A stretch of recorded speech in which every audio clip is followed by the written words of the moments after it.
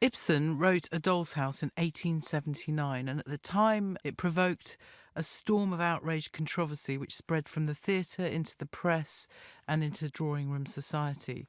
Ibsen himself said that the play was not actually a feminist play, but he also said, quote, "A woman cannot be herself in contemporary society.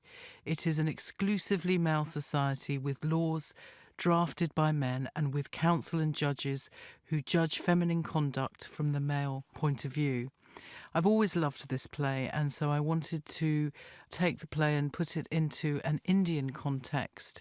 So my adaptation changes the setting to 19th century India, and more specifically Calcutta.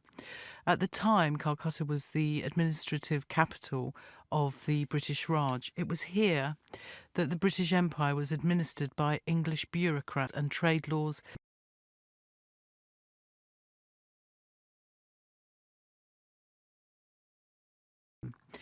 In 1879, Queen Victoria was Empress of India, a title conferred on her by the Tory MP Benjamin Disraeli, and India was seen as the jewel in the crown.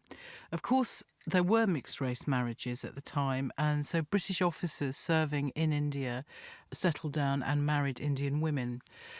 I was very interested in looking at the relationship between an English man and an Indian woman set in that time, because for me it also looks at the relationship between India and England. Just as in the original Ibsen play, the relationship that Ibsen was very interested in looking at was the unequal relationship between a husband and a wife. So I have added the context of the fact that in this play, the relationship is very much about the English man treating his wife as an exotic plaything.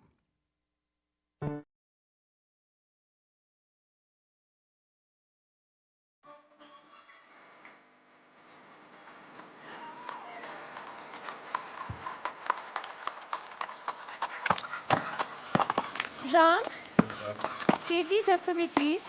Right away. So cold today.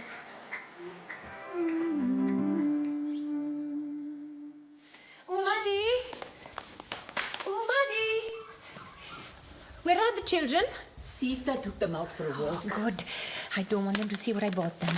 Shall I hide them? Yes, do. Is Ivan? He's in his study. Here. Have a sweetmeat. I bought some jalebis. Don't tell Sad though. One for me, one for you. Sweetmeat. I bought some jalebis. Don't tell Sad though.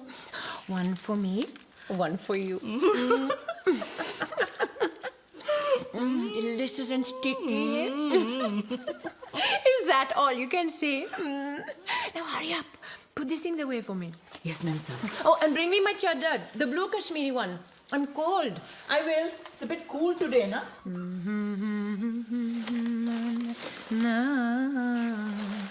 na na na na. Is that my little Indian skylark chirruping away? Yes, it Is is. that my little palm squirrel scampering around the place? Yes. When did my little squirrel get home? Just now. You know they're about to open a new horse-drawn tram line here. They're busy laying down the tracks. Hope it's more successful than the last tram system they tried to put in. No one used it. They've dug up all of the road in Bobazar Street. Sounds like chaos. Tom, come. I mustn't be disturbed just now.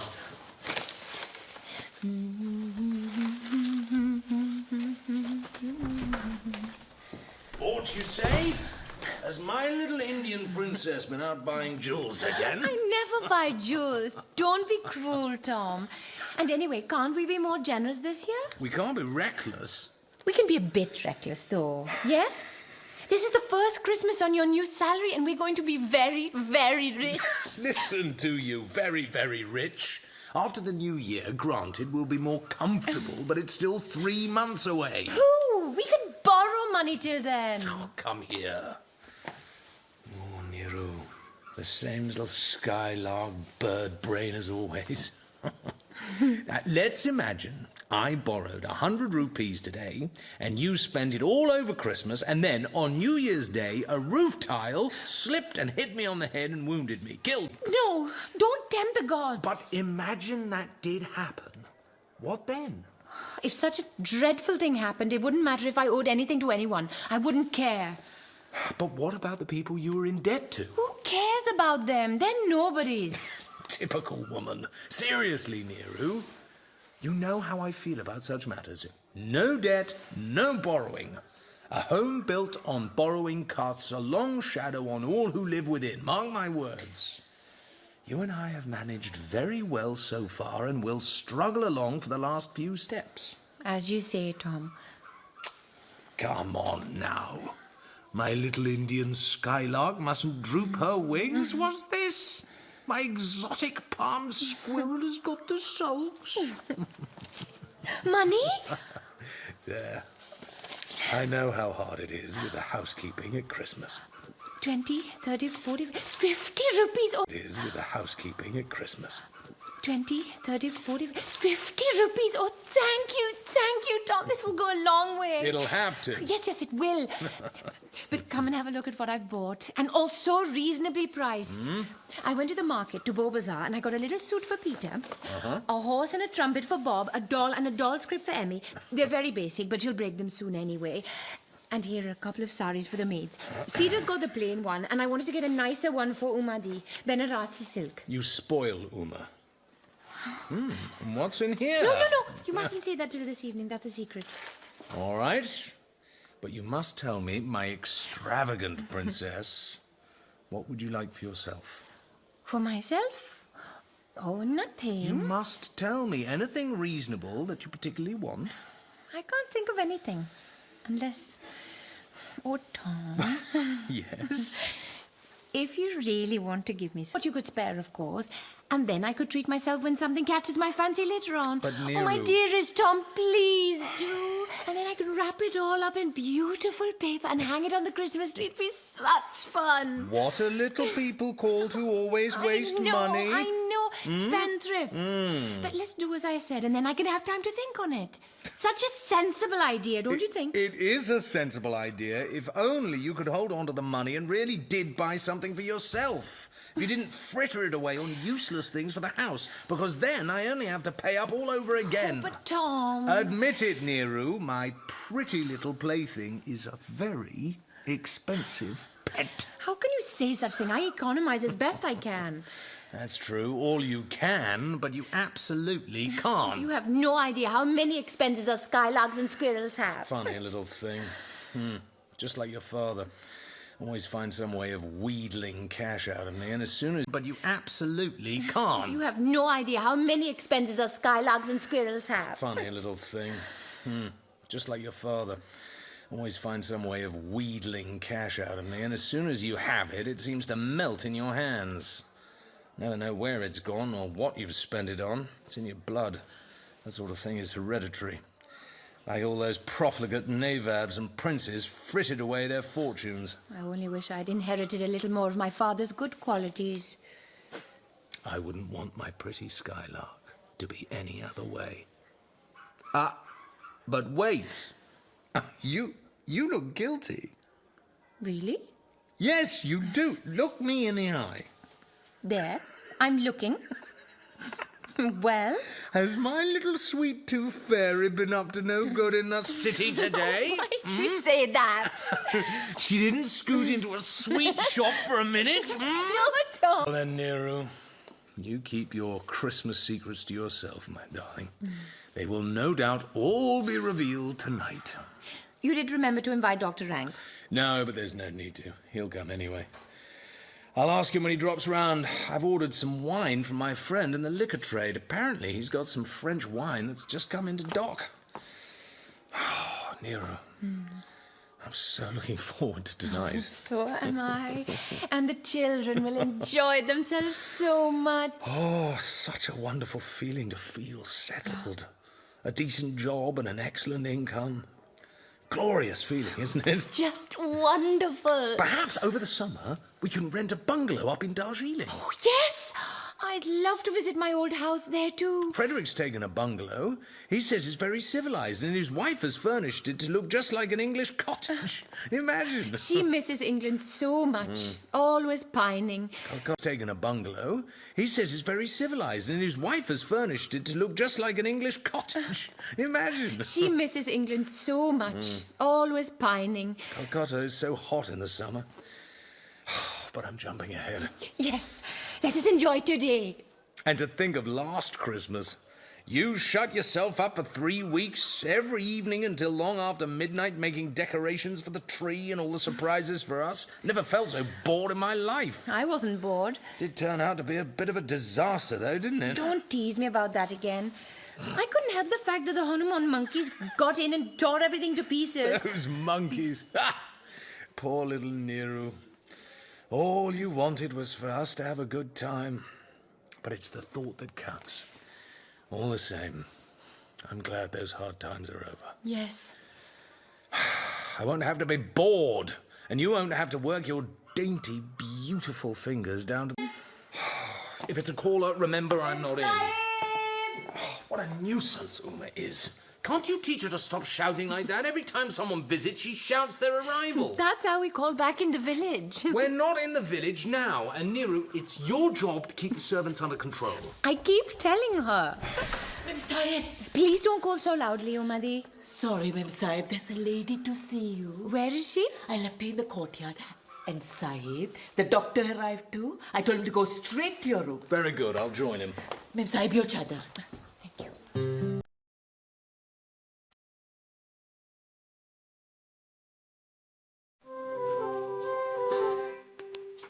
Namaskar, Neeru.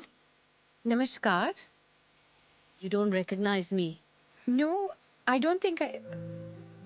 Yes? Oh my goodness, Krishna? Krishna Lahiri, is it really you? Yes. Krishna? Krishna Lahiri, is it really you? Yes, it's me. Krishna? I can't believe I didn't recognize you. You look so different. It's been 9, 10 years. Oh, is it that long since we last met? Yes, I suppose it is. These last 8 years have been so happy for me. And you've come to Calcutta? Such a long journey from Dhaka and all on your own? Yes, I arrived by train this morning. To visit the city? How lovely. We will have a great time together. Please come and sit down. Here, in this chair. I'll sit here. Are you cold? Thank you. No, I'm fine. You have a lovely courtyard here. It's small, but... Those parrots up there? yes, exquisite, aren't they? They made their home here. Umadi hates them because they make such a mess, but I love the splash of color they bring in. There. There. You look more like yourself now. A little thinner, perhaps, and darker. And much, much older, Neeru. Perhaps a little older, only a little. Not much, really. Oh, listen to me. Chattering away. My poor, dear Krishna. Can you forgive me? What for? Poor Krishna. You're a widow. Yes. It's been 3 years. White sari, no jewelry, so plain. How can you bear it? I do miss wearing color, I must admit. I kept meaning to write you at the time, but I'm so sorry. It's fine. It was terrible of me. Poor Krishna. It was very bad of me. And he didn't leave you anything? No. And children? No. Nothing? Not even a broken heart. Really? But how is that possible? Sometimes these things happen. All alone now. How sad that must be. I have 3 gorgeous children. They are out with their eye at the moment. Please, tell me all about yourself. No. I want to hear about you. No, you first. I mustn't be selfish today.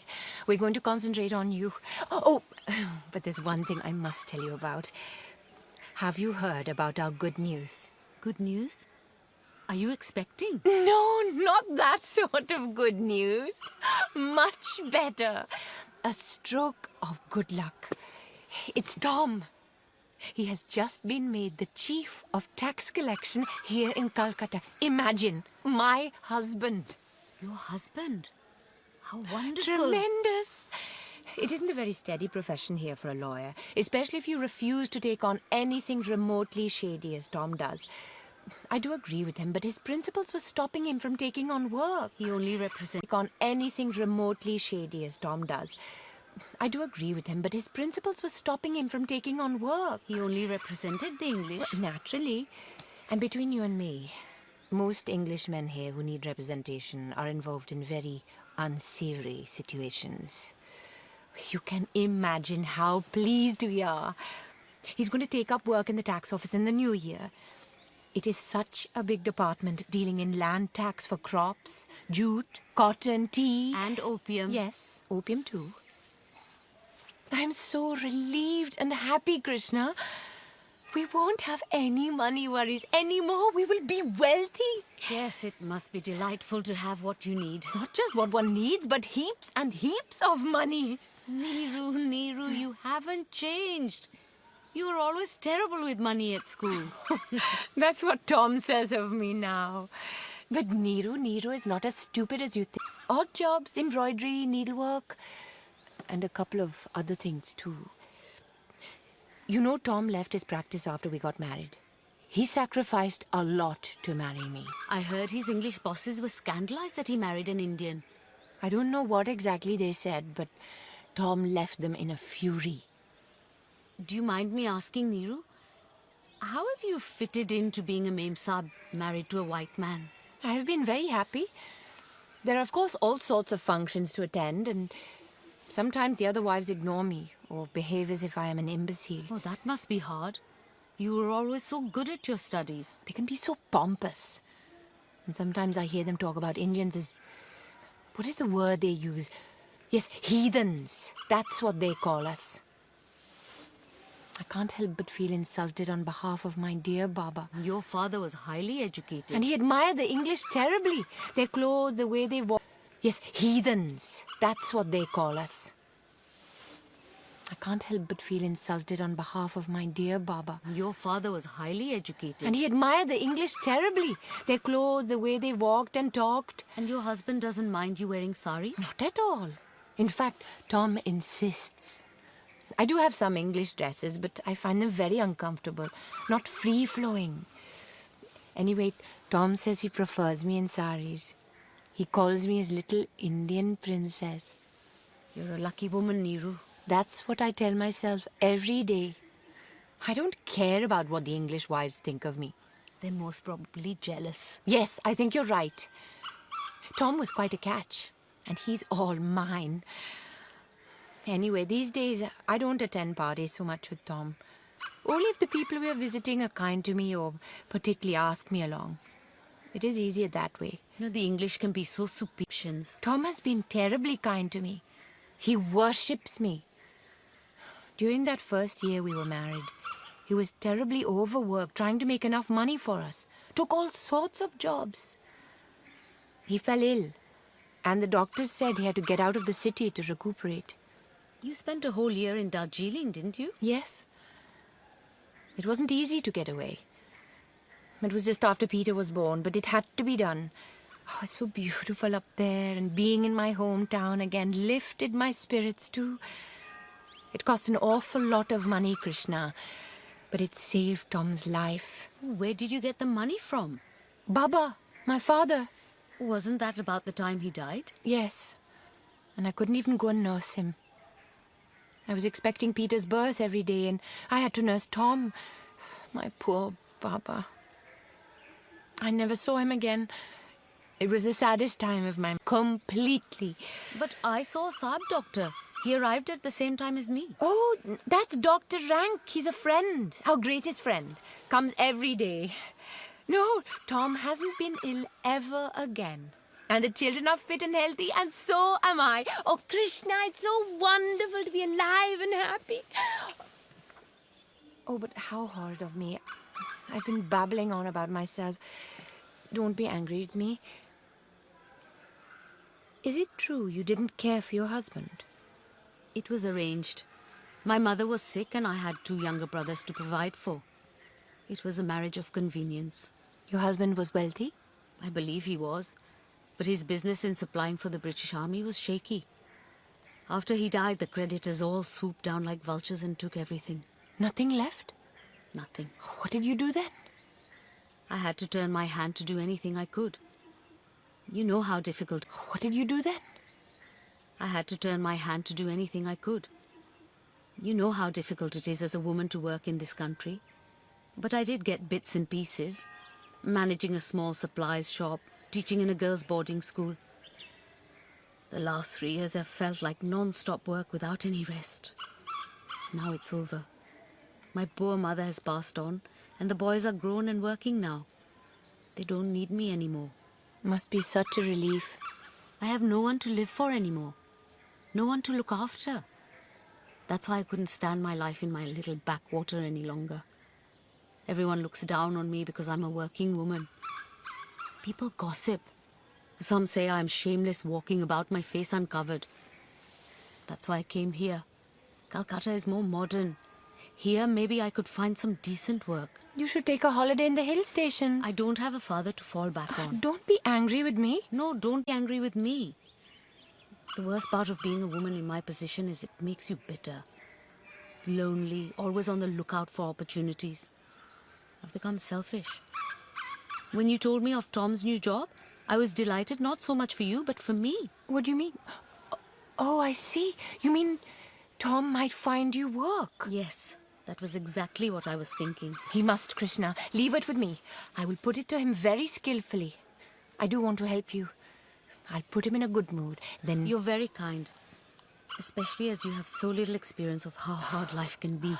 I have so little experience. You're a child, Neeru. A few domestic troubles and that sort of thing. Don't be so superior. I didn't mean to offend you. You're like all the others.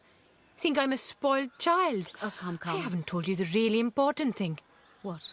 You look down on me because you are so proud that you worked so long and so hard for your mother, aren't you? I don't look down on anyone. But I am proud to have made my mother's life a little easier towards the end. And I'm proud for helping my brothers. As you should be. But I have something I am proud of too. What is it? This is between you and me. Tom must never find out. I told you how Tom was ill and I had to take him away to Darjeeling. He would have died if it hadn't been for me finding the money to get us away. And your Baba gave you the money. That's what Tom and everyone else thinks. But Baba didn't give me a single paisa. I raised the money myself. 3,000 rupees. You? That's a lot of money. How? You can't have borrowed it because a wife can't borrow money without her husband's consent. But if it's a wife with a little business know-how, I don't understand. maybe I got it from an admirer. I still have my admirers, you know. You're a mad creature. You're dying to know now, aren't you, Krishna? You haven't done anything silly, have you, Neeru? Is it silly to try? You're a mad creature. You're dying to know now, aren't you, Krishna? You haven't done anything silly, have you, Neeru? Is it silly to try and save your husband's life? It is silly to do something behind his back. But the whole point was that he mustn't know. Don't you understand? He wasn't supposed to know that his life was in danger. The doctors came and told me. I wept and wailed to Tom that I needed to get away because of my pregnancy. I even suggested that he should get a loan, and he got really angry. Said I was being irresponsible. That's when I decided. You never told your husband? No, never. He's so unbending about money matters, and Tom is very proud. He would hate to think that he owed anything to me. He would feel humiliated. It would spoil everything between us. This happy home of ours would be ruined. Are you never going to tell him? Maybe one day. In many years to come, when I'm not so pretty as I am now. When Tom get dressed up or recite poems. It would be useful to have something up my sleeve. So, what do you think of my big secret, Krishna? You still think I'm a child? Well, It's meant a lot of anxiety for me. Hasn't always been easy to meet my payments. Quarterly interest and installments have been tough. I saved a bit here and there. it came out of your allowance? Yes. Whenever Tom gave me cash for saris or material for dresses, I always kept a half of the money back. Bought the cheapest things, and Tom never noticed. At times it was very hard on me because it's nice to have good silk saris, isn't it, Krishna? Banarasi's, temple, Dhaka silk, tosha. I imagine it is. I only have cotton ones. I have found other ways to earn money. Last Christmas, I got some copying in Bengali to do. Your handwriting always was beautiful. I remember from our school days. I locked myself in my bedroom and Cotton ones. I have found other ways to earn money. Last Christmas, I got some copying in Bengali to do. Your handwriting always was beautiful. I remember from our school days. I locked myself in my bedroom and sat writing every evening until late. I got so tired, but it was an enormous thrill to sit there working and earning money. It was like being a man. How much of the debt have you been able to pay off like this? I'm not sure.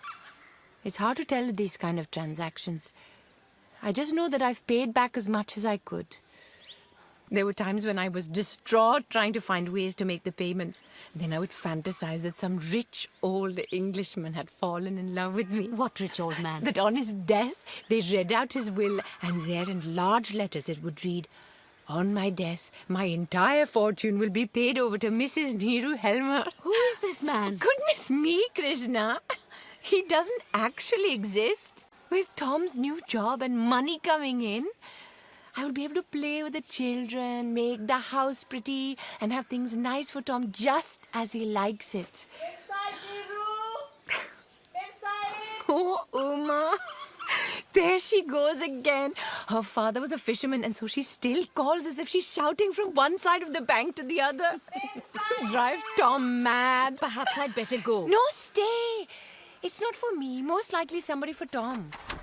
Mem Sahib, Uma, I keep telling you not to shout like that. was I shouting? Yes. There's a man to see the Sahib, but I don't know what to do because the doctor is in there. Who is the gentleman? It's me, Mrs. Helmer. You? Why do you want to talk to my husband? Tax office matters. So it's... I do work with your husband. And since he is to be the new head, I thought I should call on him. Just routine. Please do go through to his study then. Thank you. Umadi, please show Mr. Das through. I do work with your husband. And since he is to be the new head, I thought I should call on him. Just routine. Please do go through to his study then. Thank you. Umadi, please show Mr. Das through. Yes, Mem Sahib. Who was that man, Neeru? Das? Kaushik Das? Yes. Why did you turn away like that? Do you know the man? Yes, a long time ago. He was a clerk in my district. He looks so changed. They say his marriage was unhappy. He's a widower now, I heard. And father to several children. Is it true he does a lot of other business? Apart from the tax office, that is? Yes, I think so. He and Tom were friends once. Not anymore. Come, let me show you around the house. This courtyard is getting drafty. Would you like to see my happy home? Yes, why not?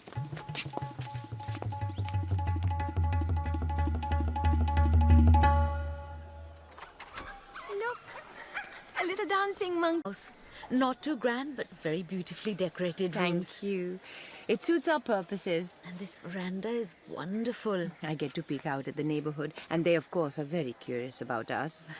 There you are, Nero. Oh, dear, I seem to be disturbing you. No, of course you're not. Mrs. Lahiri, please meet Dr. Rank. How do you do? Namaskar. I have often heard Mrs. Lahiri mentioned here. I think we passed on the stairs when I arrived. Yes, I'm afraid I walk very slowly. Are you unwell? No, just exhausted. I've been overworking myself. And you are in town to rest and visit relatives, I suppose? No, to find work. And that's a good cure for overwork? One must live, Dr. Rank. Yes, the general opinion seems to be that that is necessary. Oh, really, Doctor? You know you want to live. True. However wretched I feel, I seem to want to prolong the agony. All my patients are like that, and so are the morally wretched. The agony. All my patients are like that, and so are the morally wretched. Talking of which, I just left a rather morally wretched man with Helmer. Who do you mean? A man called Das, not someone you would know. He's a pretty nasty specimen. Even he started off by saying he had to live, as if it was something vitally important. What did he want to talk to Tom about? I have no idea. I only heard that it was something to do with his job in the tax office. He's a clerk there, I believe. I didn't know that.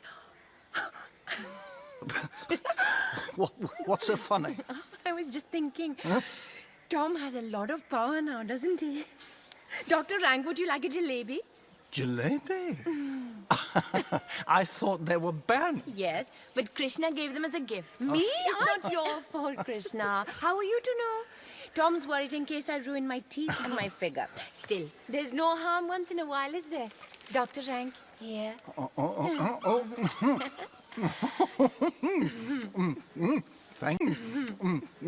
Thank you. And Krishna, you must have one too. And I shall have one as well. Delicious.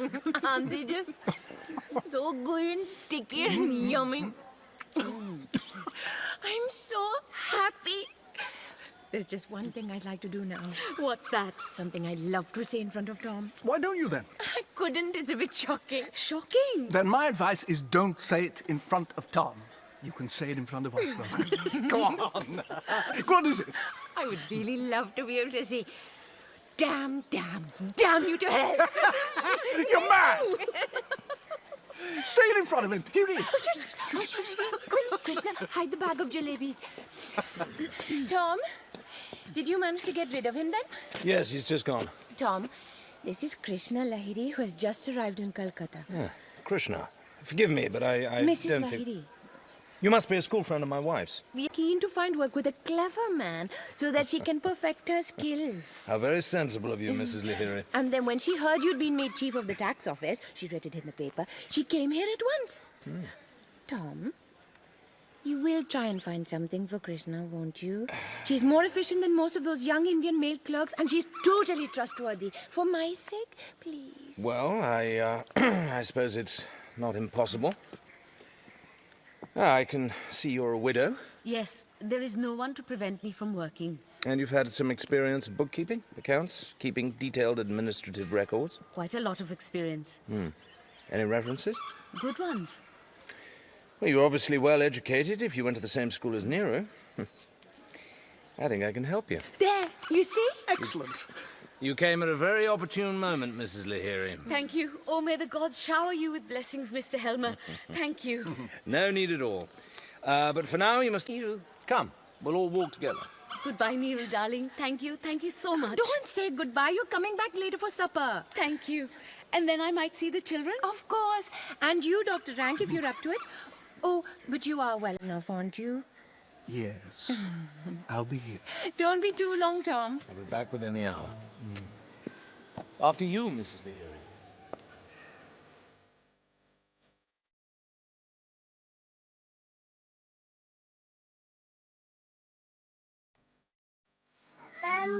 Oh, my sweet little baby doll, look at you. So perfect. We had great fun. Did you? A big dog chased us. Oh, it didn't bite you, did it? No, it jumped all over us and licked our faces. Peter was scared of the dog, but I wasn't. Oh, that's because you're such a big, brave boy, Peter. They put a Christmas tree up in the club. It looks so pretty. Can we help decorate lots of parcels in the hallway? I don't know what you're talking about. Ma, stop teasing Bob. Look at his face. Of course, my precious one. I have a few little surprises for you, but no peeking until this evening. Yippee! Can we play a game? Yes, let's. I didn't see. All right, I'll count, and me and Emmy will come and look for you. Won't we, Emmy? Ready? 1, 2, 3. But quiet now. If you shriek, then I'll know exactly where you are. You'll give yourselves away. 5, 6, 7. There's a funny man waiting outside the room. A funny man? Mrs. Helmer, excuse me. What do you want? Forgive me, the gate was ajar and your maid wasn't about, so I came up. My husband is out, Mr. Das. I wanted a quick word with you, actually, Mrs. Helmer. I saw your husband leave, and so I thought now would be a good moment to have a little... What do you want? Forgive me, the gate was ajar and your maid wasn't about, so I came up. My husband is out, Mr. Das. I wanted a quick word with you, actually, Mrs. Helmer.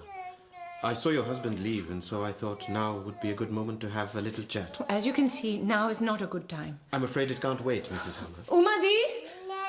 What does the funny man want? Tell him we're playing now. You're busy. Go back into the playroom, darling. Aww. Do as I say, Peter. Bob, you too. Uma! Uma, come quickly, please. The man won't hurt you, will he? Of course not, darling. Now just go and play with your brother and I'll be with you in a minute. Shush, my darling. Mr. Das, it's not the first of the month yet. It's Christmas Eve, for goodness sake. And it depends on you as to what sort of a Christmas you have. There you are, Umadi. Please take the baby. Just for a few minutes, please. Yes, ma'am, sir. Let's go play somewhere. An Indian widow. Yes, Was that Mrs. Lahiri? indeed. Just arrived in Calcutta. Today. She's an old friend of yours, isn't she? What has that got to do? She is an old acquaintance. She said. Ah, so you know all about it. I thought as much. I want to ask you straight, Mrs. Helmer. Has your husband, Mr. Helmer, just given Mrs. Lahiri a job at the tax office? What has that got to do with you? You've got a nerve coming here like this, firing questions at me. Don't forget, you are one of my husband's many lowly employees. But since you ask, you might as well know. Yes, Mrs. Lahiri has just been employed by my husband. I was the one who got her the job. I thought as much. Just because I'm a woman, Mr. Das, doesn't mean I am powerless. I do have some influence, and you should be very careful not to offend people who... Have influence? That's right. Then perhaps you could use your power and influence on my behalf. What? People who... Have influence? That's right. Then perhaps you could use your power and influence on my behalf. What? To help me keep my lowly position at the tax office. Keep it? Why would anyone want to take it away from you? Don't pretend you don't know. I can see that your friend is keen not to see me again, and I am well aware who I have to thank for getting the sack. But I didn't... There is still time for you to help me. I don't have any influence, Mr. Das. You just told me you did. I didn't mean it that way. I don't have that sort of influence over my husband's affairs. I don't suppose he is any more steadfast a married man than anyone else. How dare you speak about my husband like that? Get out! So brave, Mrs. Helmer. I'm not afraid of you anymore. As soon as the new year comes, I shall be rid of you and the whole business. Listen to me, Mrs. Helmer. I will fight for my lowly job at the tax office as if I were fighting for my very life. You can get another job. It's not just about the money. You know, a few years back, I got into some trouble. I did hear something about that. It never got to the court, but ever since then, I have been blacklisted. No jobs, no opportunities. The English all turned their backs on me. I had to do something, and so I turned to the business you know about. I haven't been the worst, but now I want to get out of it. My sons are growing, and for their sakes, I have to regain respectability. In this town, your name counts. The job at the tax office was the first rung on the ladder, and now your husband has knocked me off the ladder. I am back in the dirt with all my fellow countrymen, all of us beholden to the patronage of the white man. It is not in my power to help you. You have to, and I will make you. You're going to tell my husband I owe you money? You leave me no alternative. You can't do that. That would be a disaster. You would make things horribly unpleasant for me. Only unpleasant. Do it then. I don't care. You'll come out looking worse for wear. My husband will see what an evil man you are, and then you will certainly not keep a job. I asked you if it was just me to borrow 3,000 rupees. If my husband finds out about this, he will pay you off and we shall have nothing more to do with you. End of story. I will have to make things a little clearer for you then. When your husband was ill, you came to me to borrow 3,000 rupees. I have no one else to turn to. I promised to help And you did. On certain conditions. You had to sign an agreement with your father as guarantor. He needed to sign. Which he did. I left the date blank. The agreement was that your father would date it with his signature. You remember? Yes, and he did. Then I gave you the contract to post to your father, which you did at once and then brought it back to me 5 or 6 days later. Then I paid you the agreed sum. And I have paid the installments on time every month. I understand your father was very ill at the time, on his deathbed. He was. And he died shortly afterwards. Tell me, Mrs. Helmer, can you remember the date of your father's death? The exact date, I mean. Baba died on 29th September. I did check this out myself, just to be sure. And there is a problem with the date. Problem? Your father died on the 29th of September, and yet look, here.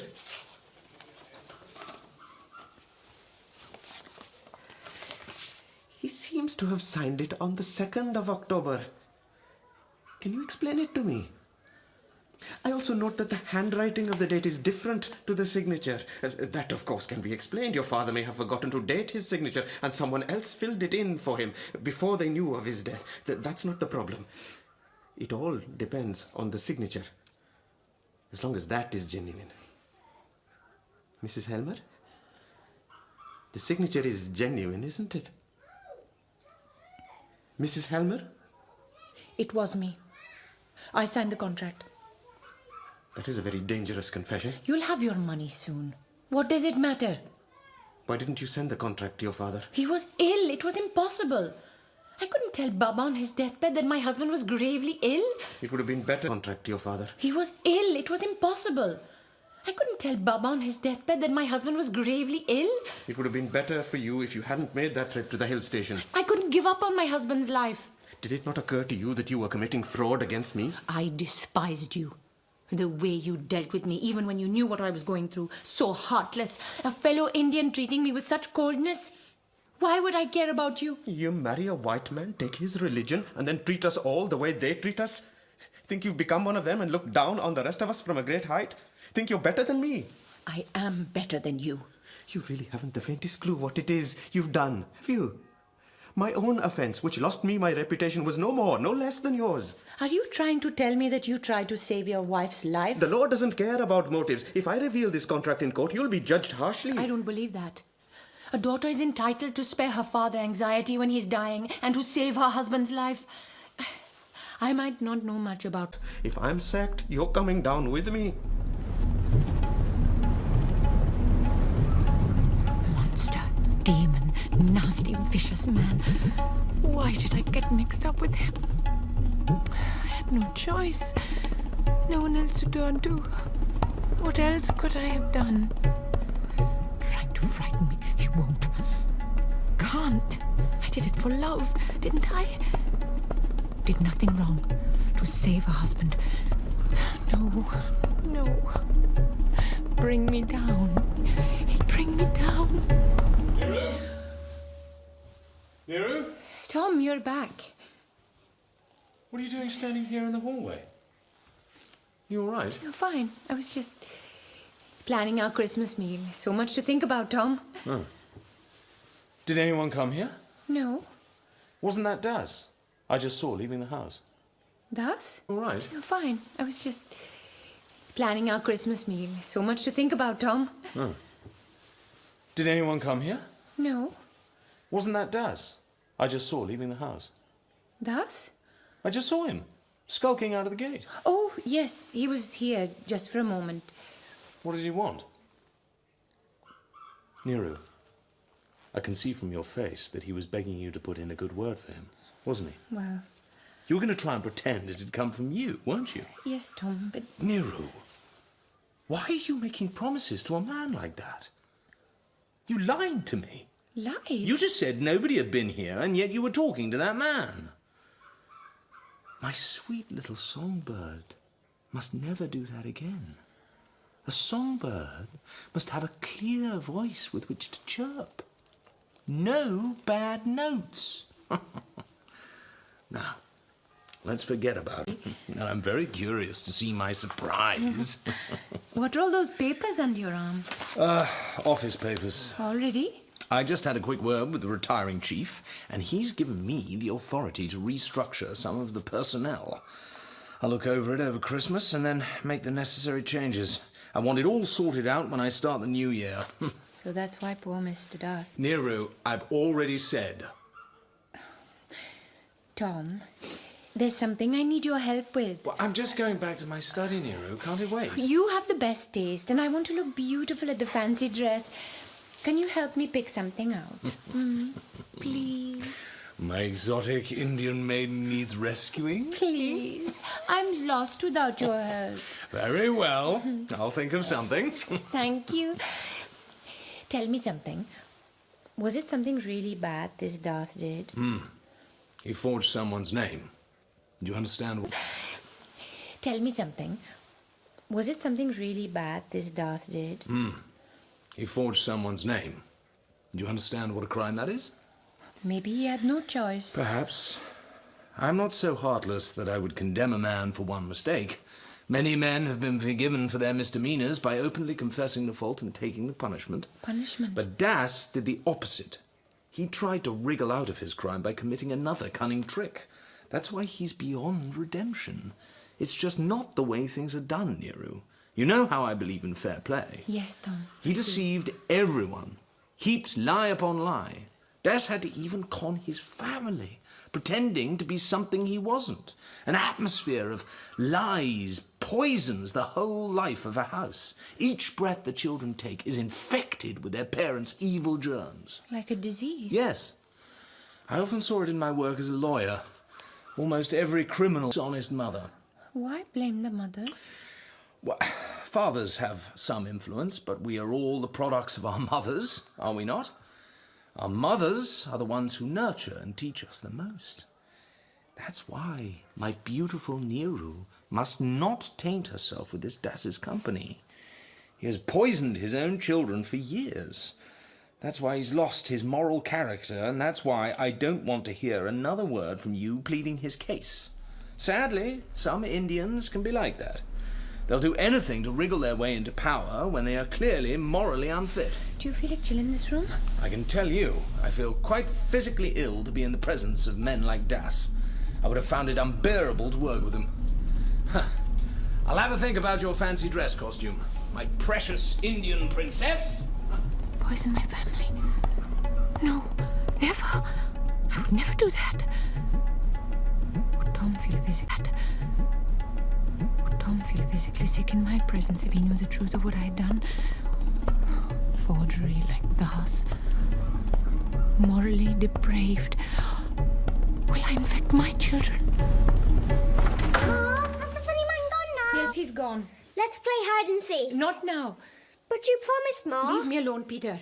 Why are you so cross, Get Mom? away from me. You said you'd play hide and seek. Later, maybe. Uma, please take them. Run along now, children. Wash your hands and then you can eat. Starving. Me too. The children keep asking for you, I can't be with them. but you always play with them. Not anymore. I can't. I just can't. Very well, then, son.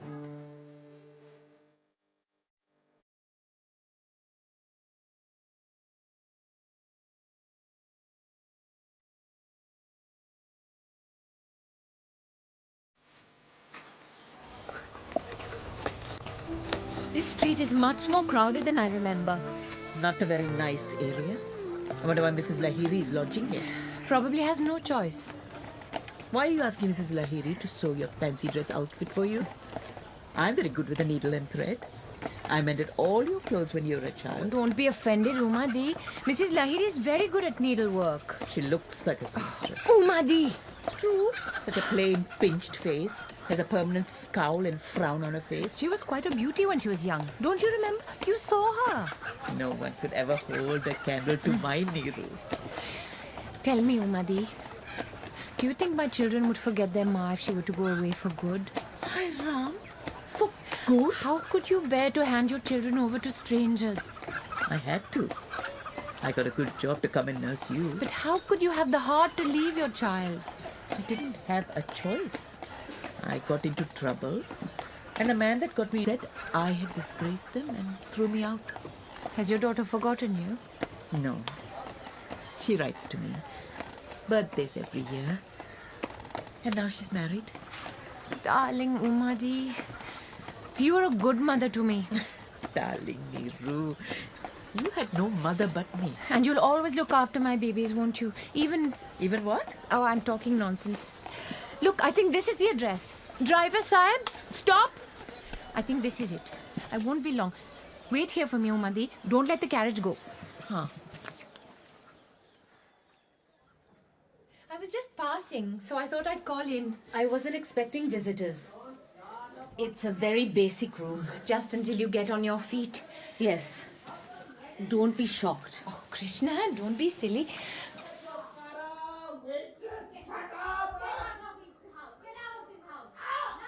Gosh, I hope that...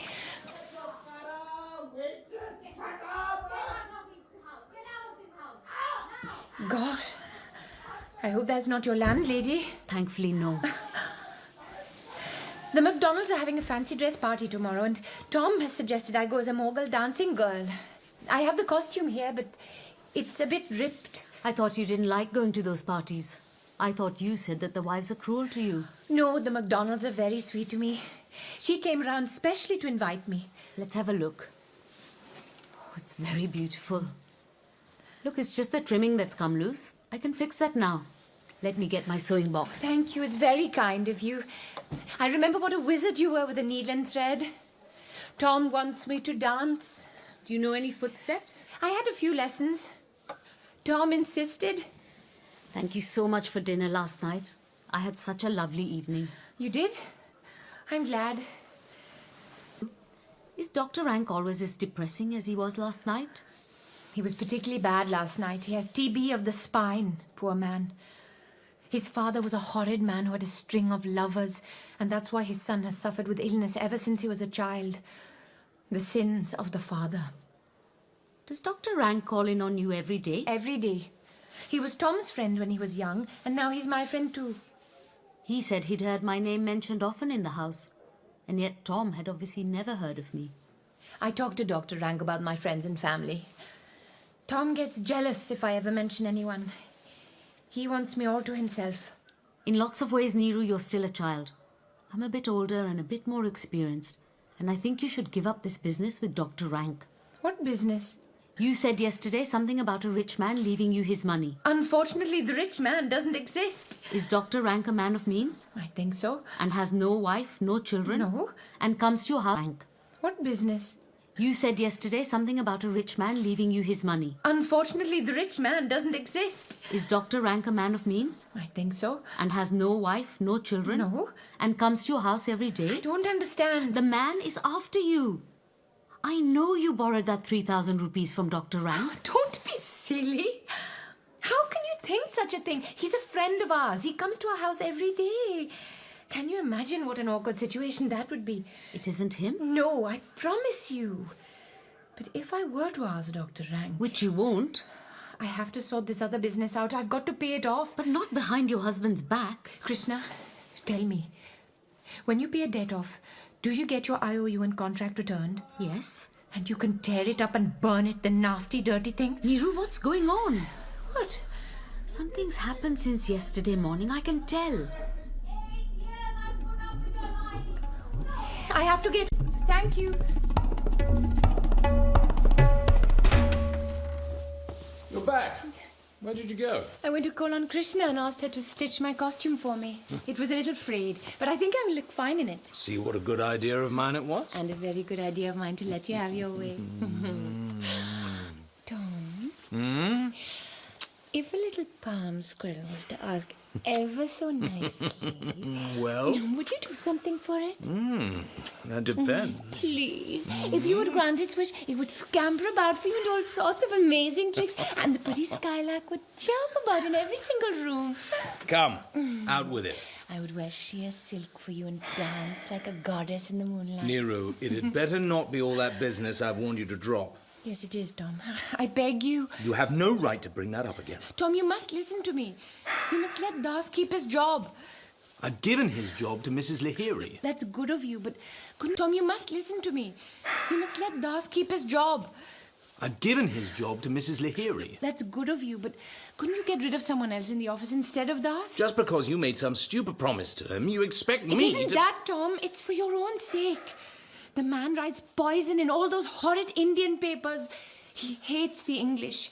You've told me as much yourself. He could slander your name.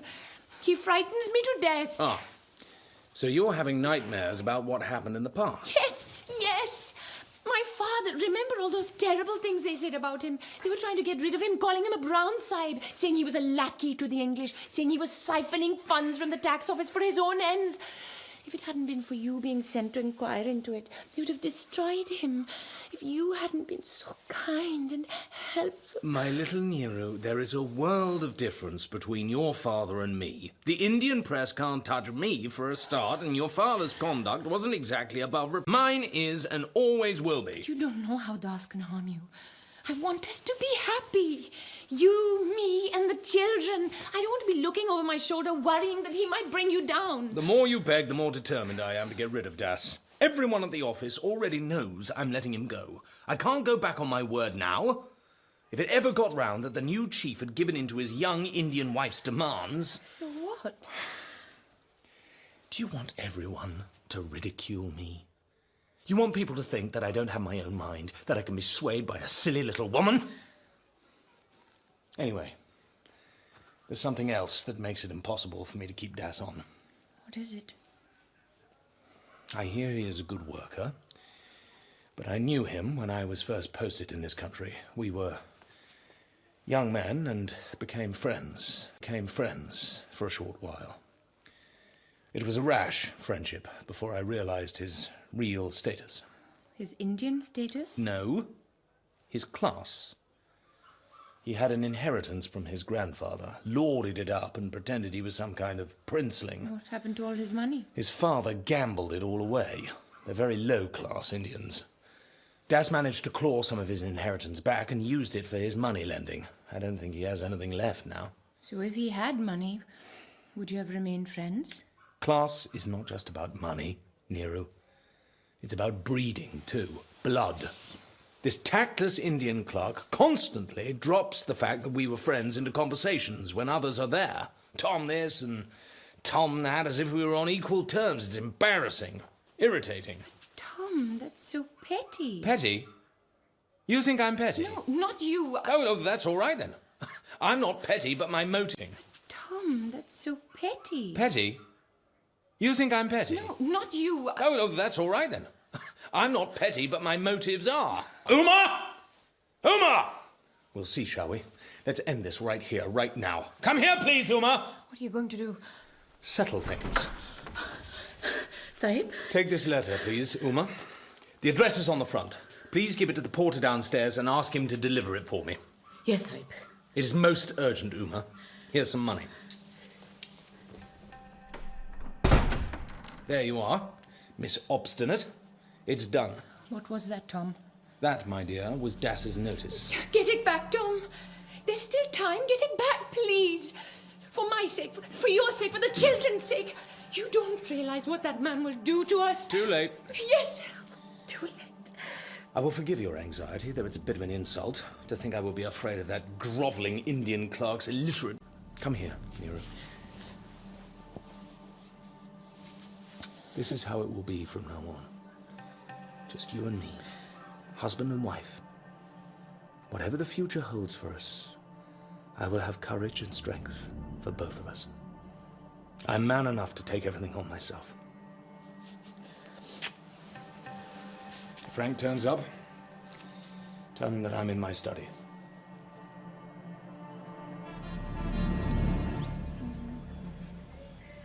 What's this, the lady of the house doing the gardening? I'm sorry. Did I startle you? Oh, Doctor, not at all. Sorry, I was lost in my own thoughts. Tom in his study? Yes, but he's a little busy. Don't go in just yet. Do you have time for me? I always have time for you. Good. You've made it very pleasant out here for as long as I can. As long as you can. Is something going to happen? Nothing that hasn't been expected. But I hoped it wouldn't happen for some time yet. What is wrong? The end is nigh, Nero. For me. I can't lie to myself any longer. I am at death's door. Don't be so morbid. It has to be faced. I am the most wretched of all my patients. Only one more medical test to do on myself, and then when that's done, I'll know the prognosis for sure. Oh, but Dr. Rank... If the result is as I suspect, I want you to promise me something. Tom is a sensitive man. He doesn't like ugliness or emotional discomfort of any sort. He must not visit me at my sickbed. Don't be... I mean it. I won't have him there. I will lock the door against him. When the result is confirmed, I will send you my sword. He must not visit me at my sickbed. Don't be... I mean it. I won't have him there. I will lock the door against him. When the result is confirmed, I will send you my card with a black cross on it. And then you will know that my final disintegration is beginning. You are very depressing today. And I was so hoping you would be in a good mood. How can I be when death is knocking at my door? To have to pay for my father's sins is so unfair. But then I suppose every family has its crosses to bear. We are all paying for past evils and mistakes. It's what you Indians would call karma. Rubbish. Do cheer up. Oh my goodness, what was that? Over there, look. A monkey? Hanuman. How the hell did he get in here? Hanuman's a good luck. It sniffed out your banana tree. No, squirrel! Don't hurt. He's gone. Well, that's a relief.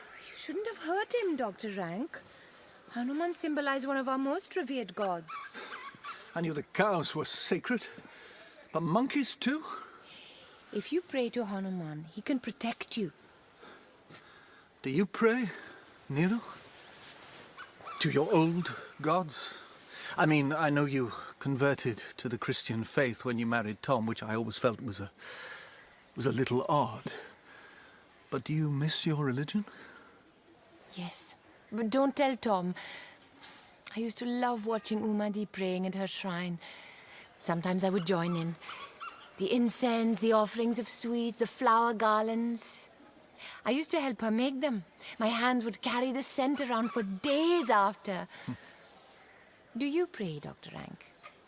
I was never much interested in religion, and now I'm afraid. Dr. Rank. I was never much interested in religion, and now I'm afraid even praying won't help me. What are you laughing about? I'm just thinking of you praying to a monkey. You rascal. I am in a wicked mood today. I can see that.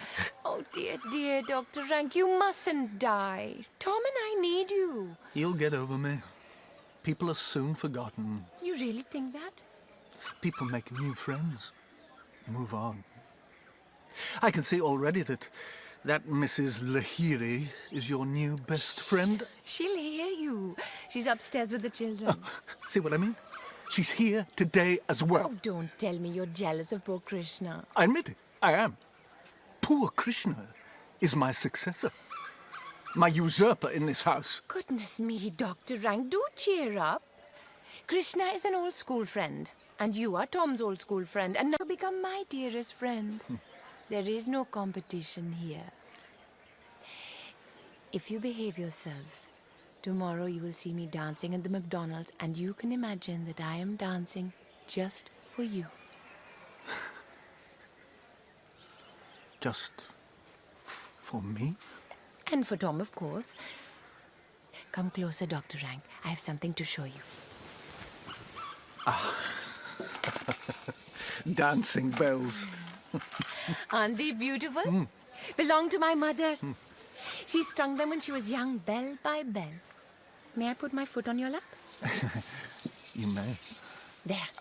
Now you can tie the bells around my ankle for me. Why are you looking so critical? I can't see the bells. Your sari is hiding your beautiful ankles. I'm afraid that's it for now. What other nice things am I allowed to see? No more. You are too naughty. When I sit here with you like this, Nero, I can't imagine what would have become of me if I had never come to this house. You feel at home here? The thought of leaving this... You are not leaving us. Without leaving behind a single token of my thanks, not even a regret, just an empty place at the table to be filled by the next person who comes along. What if I were to ask you... No. What? A token of your friendship. Yes? You would be doing me a huge favor. Yes, let me. You don't know what I'm going to ask you. Tell me. I can't. It's unreasonable. It's advice and help. Whatever it is, tell me. You do trust me, don't you? Trust you more than anyone else in the world. I know you are my most loyal friend, and so I will tell you. It's something I want you to help me to prevent. You know how much Tom loves me. It's something I want you to help me to prevent. You know how much Tom loves me. With his very being. He would die for me. Nero, you think Tom is the only man who would gladly give his life for you? Listen. This is my best chance to tell you how I feel. I wanted you to know before I left. And now you know. And you also know that you can trust me completely. Nero? Dr. Rank, that was horrid of you. How is that horrid? To admit that I love you as much as Tom? You didn't need to tell me. There was no need to say it out loud. What do you mean? Did you know? How? I can't say if I knew or not. But you've spoiled everything now. We were getting on so well and Look. now... Now you understand body and soul. I beg you, tell me. I can't tell you anything now. Don't torture me. Give me a chance to help you. No. I don't need your help. It was just a passing thought. Shame on you, Dr. Rank. I am not ashamed at all for what I have said. But perhaps I should leave and never come back. Not at all. You must visit us always. Tom would miss you terribly. What about you? I am always happy to see you. You confuse me. I have often felt that you prefer my company to Tom's. You misled me. I think there are those people that you love and others that you would almost rather be with. I suppose there's a truth in that. As a young girl, I loved my father the best, of course. But any chance I got, I would slip into the maids' quarters. I loved their company best because they never lectured me and they always talked about such interesting and exciting things. So, I'm like your maids. Charming. Oh, my God. I would slip into the maids' quarters. I loved their company best because they never lectured me and they always talked about such interesting and exciting things. So, I'm like your maids. Charming. Oh, my dear, kind Dr. Rank. I didn't mean that. But you can see that being with Tom is a little like being with my father. Mimsa, Umadi? may I have a word? Of course. There's a visitor for you. He left his card. Oh, Anything wrong? no. It's a surprise for Tom. Was that your big secret that you needed my advice on? Yes, that was it. Just go in and see him, Doctor, will you? Keep him away for a bit. Please. As you please.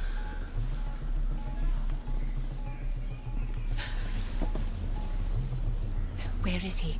I left him in the kitchen garden. The garden? He came in through the servants' entrance. I told him you were busy, but he insisted. You look frightened. Don't tell anyone. It can't be happening. No. Oh, I feel sick. What I've been dreading. He's going to get me. Bastard. Damn him. Damn him to hell. Mr. Das, why are you here? You know I've been I sacked. tried my best. I pleaded your case, but to no avail. Doesn't your husband care about you? He knows what I can do to you, and yet he Doesn't still... know anything. Didn't think he did. Most uncharacteristic of my old friend, Mr. Tom Helmer, to show such courage. Please try and show my husband some respect. Like he's shown me respect. Given your urge for secrecy, I take it you're a little bit clearer about how much trouble you're in. Very clear. What do you want of me now? Just wanted to see how you were. I've been thinking about you all day. Even a despicable moneylender like me has some empathy. Show your empathy then. Have pity on my young children. Just as you and your husband have shown me and my children mercy. Can you make good the debt? Not immediately. Maybe you could get hold of some of the money in the next few days. I can't. To be honest, it wouldn't be much help if you did. Even if you were standing there with the money in your hands and more to spare, you still wouldn't get back your IOU from me now. What are you going to do with it? Keep it. Hope you're not thinking about any desperate behavior like running away. I am. Or anything worse. How did you guess? Well, most of us think of that to begin with. I did too, but I was too cowardly to see it through. I am too. It would be a stupid thing to do. I have a letter in my pocket here to Mr. Helmer. And you've told him everything? Everything. In as diplomatic a way as possible. Tear it up. Please don't give him the letter. I'll find the money somehow. I've told you. I'm not talking about the debt. How much money do you want from my husband? I don't want his money. What is it you want then? I want a way out of my degraded life. I want to be respected. For the last 18 months, I haven't turned my hand to anything dishonest. It's been a long, hard road, and I was getting somewhere. I was a good clerk in the tax office. My husband will create a new post for me. He won't do that. I think he will. I know his sort. He'll do anything to keep his name, to stay up there on his high horse, looking down at all us dirty Indians. Within a year, I'll rise through the ranks, be his right-hand man, and then it'll be me, an Indian, calling the shots. The power behind the throne. He'll do whatever I tell him to do. You'll see. Never. How are you going to stop me? I have courage now. A little exotic pet like you. Spoilt and pampered all her life. Typical simpering lackey to the English. I'll show you. How will you show me? When you've taken yourself down to Kaligarh, prayed feverishly to the goddess, and then immersed yourself in the Ganga? down in the cold, cold black water, only to float up in the monsoon rains, bloated and swollen and hairless. You don't frighten me. And you don't frighten me. Because what use would it be? How will it help matters? Even with you gone, I would have your husband completely in my control. After... Because what use would it be? How will it help matters? Even with you gone, I would have your husband completely in my control. Afterwards, when I'm no longer... You forget I hold the IOU that has the power over your reputation. I can destroy your name even when you're dead. You've been warned, Memsab. Don't do anything rash. When Tom has read my letter, I will be waiting for his response. It is he who has forced me to lower myself again. I will never forgive him for doing that. Never. Till we meet again, Mrs. Helmer. He's going. Hasn't dropped the letter. He's gone out the door. What's he doing? No. He stopped outside. He's coming back. Why?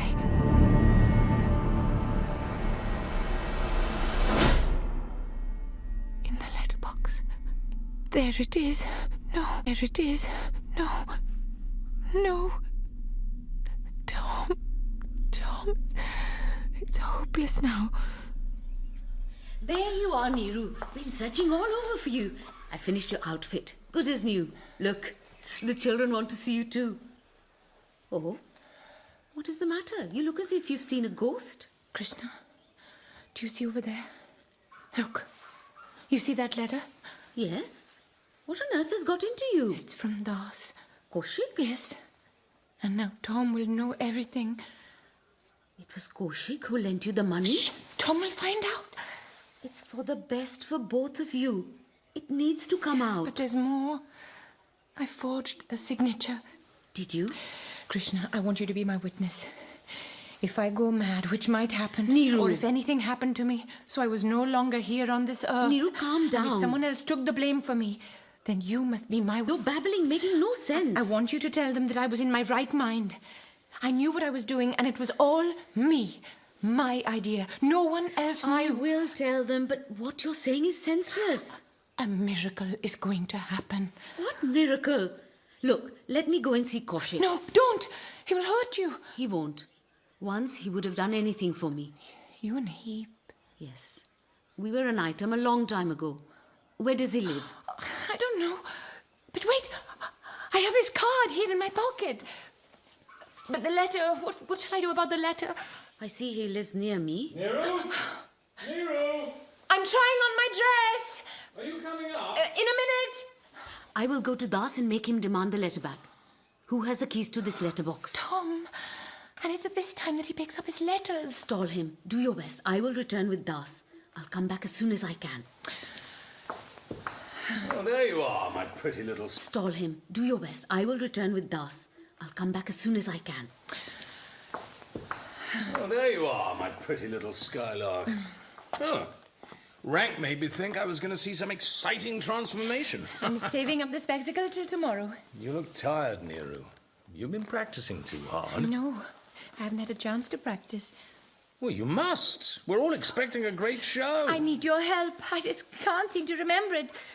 Shall I call some musicians over to help? Would you, darling? A tabla player to help with the beats Yes, and... yes. I'm so nervous.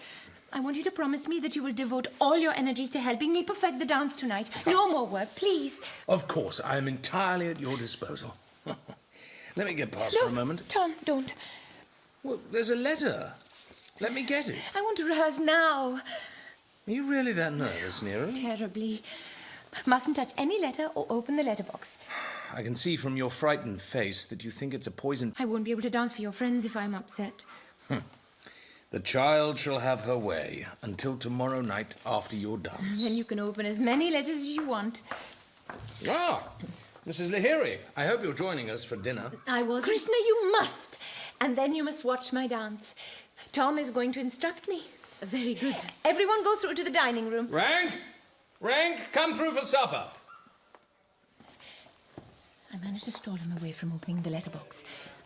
Well, Krishna? Das is left town, but he's back tomorrow. I left a note. Perhaps it's for the best. It's rather exciting waiting for a miracle to happen. You said that before. You wouldn't understand. Go through, Krishna. I will join you. 7 o'clock. 5 hours till midnight. Then 24 hours till the next midnight. And then the dance will be over. 24 plus 5, 29. 7 o'clock. 5 hours till midnight. Then 24 hours till the next midnight. And then the dance will be over. 24 plus 5, 29. That's 29 hours to live. Palm squirrel! Here she is!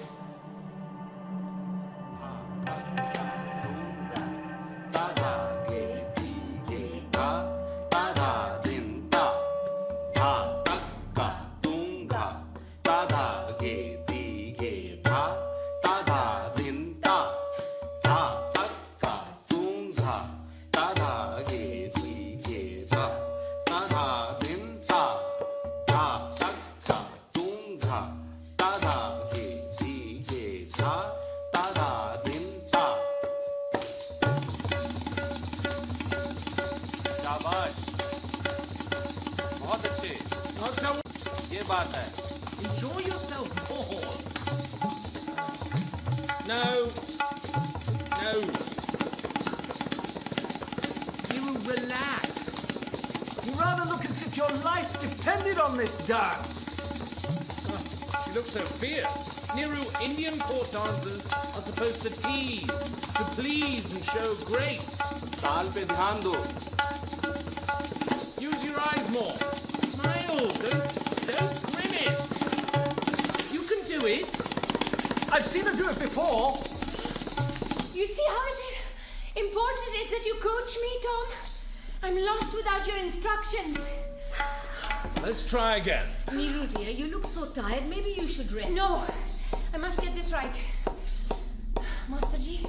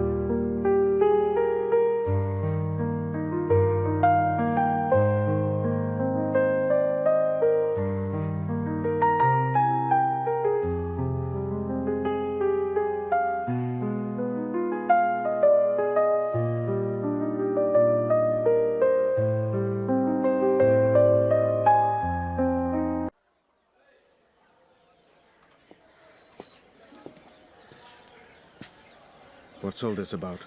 Kaushik, I got your note. we have to talk. Or do we? Please, sit down.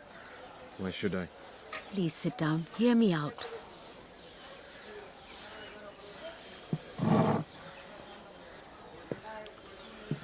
Thought you hung around the Helmers these days. They're out at a party. Partying? Really? Why shouldn't they? Why not indeed? What have the two of us got left to talk about? We have a lot to discuss. I don't think so. You misunderstood me. What is there to understand? Old story? Heartless woman dumps a man in the moment another man comes along with better prospects? Is that what you think? You don't think I found it hard to split up from you? Did you? Kaushik, you really believe that I'm heartless? Your letter. You? Did you? Kaushik, you really believe that I'm heartless? Your letter. When you broke it off, you made it very clear. I had no choice. I wanted to make it easier for you, to stop all your feelings for me. You pretended. Why? Don't forget I had a sick mother and 2 little brothers. You had no prospects then. I couldn't wait or we would have all starved. You broke off with me because of money? All that grief because I couldn't find a job? I had responsibilities. Still, how could you sacrifice our love for the sake of others? You had no right. I've thought about you always and asked myself the same question.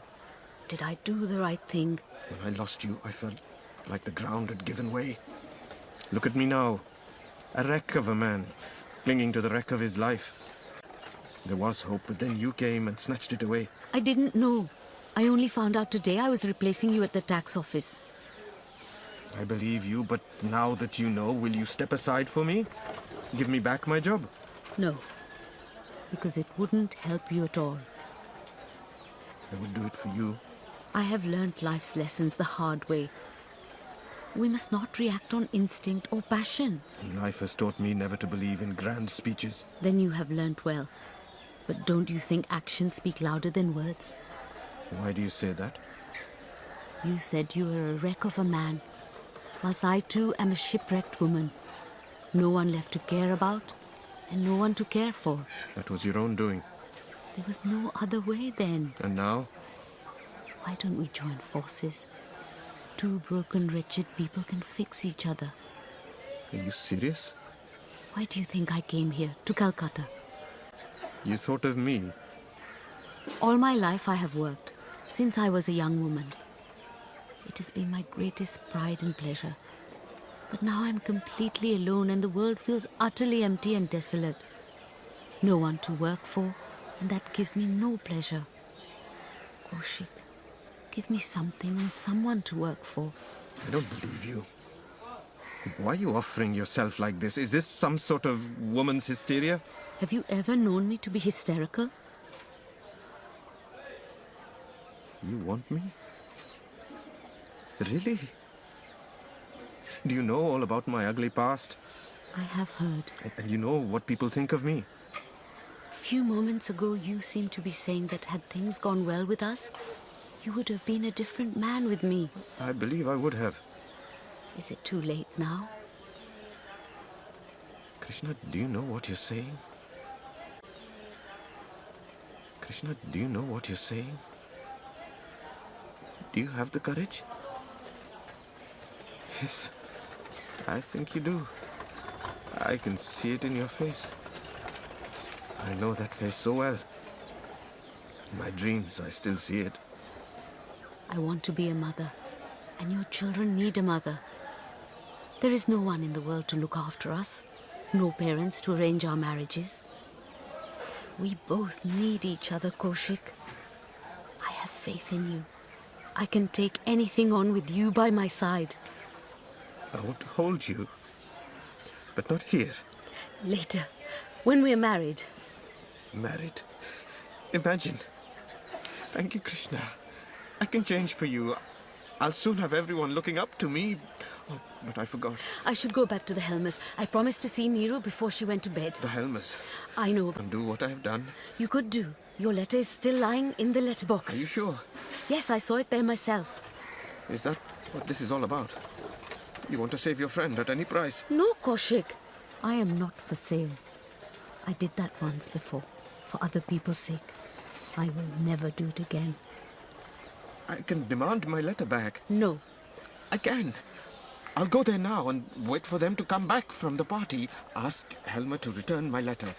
That it's only about my notice, that he mustn't read it. No, Kaushik. Don't ask for it back. But I thought that was the whole reason you contacted me. That was my first reaction, yesterday. But now, after all the things I've seen in that house, those two need some honesty. It's impossible with all those lies and deception to have any proper understanding between them. If you think it's worth the risk. But there is one thing I can fix. I need to go and do it now. With all those lies and deception to have any proper understanding between them. If you think it's worth the risk. But there is one thing I can fix. I need to go and do it now. You go, and I'll meet you back here later. We'll talk more. Yes. I need to see Neeru. You have made me a very happy man, Krishna. And you have made me a very happy woman.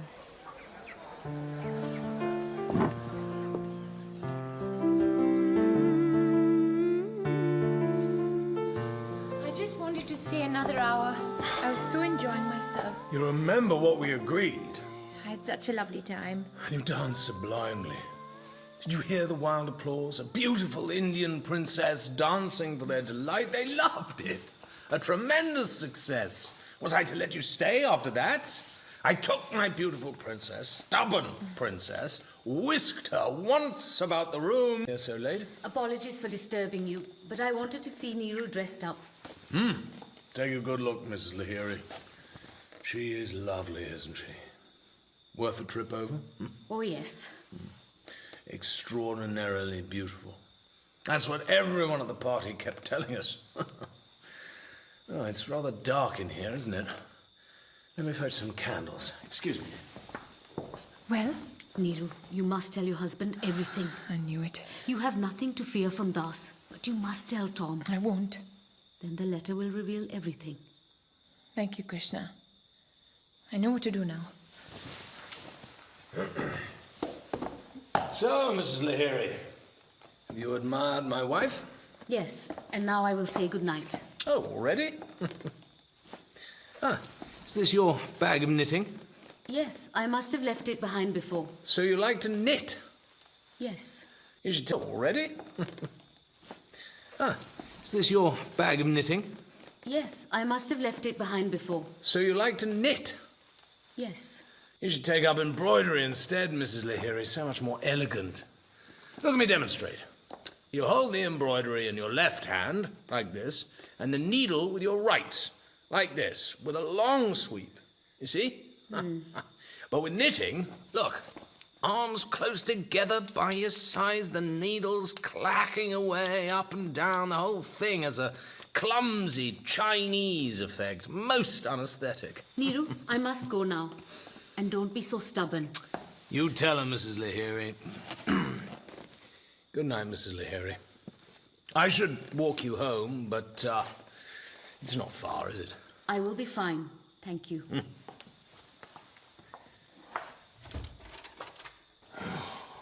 Thank goodness she's gone.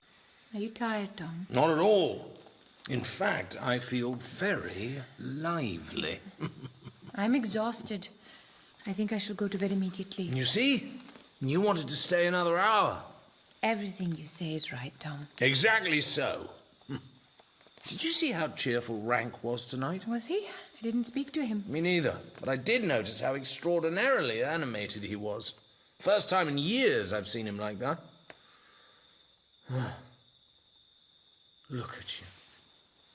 Darling Neeru. Here we are by ourselves. The house is so quiet, isn't it? You look divine, my princess. My skylark. My little palm squirrel. Don't look at me like that, Tom. What? I'm not allowed to look at my own wife, my dearest treasure. I'm not allowed to look at my own wife, my dearest treasure. At all the beauty that belongs to me. You're all mine. Oh, you tease! Oh, you still have the court dancer in your blood. I see. Oh, but it makes it even more captivating.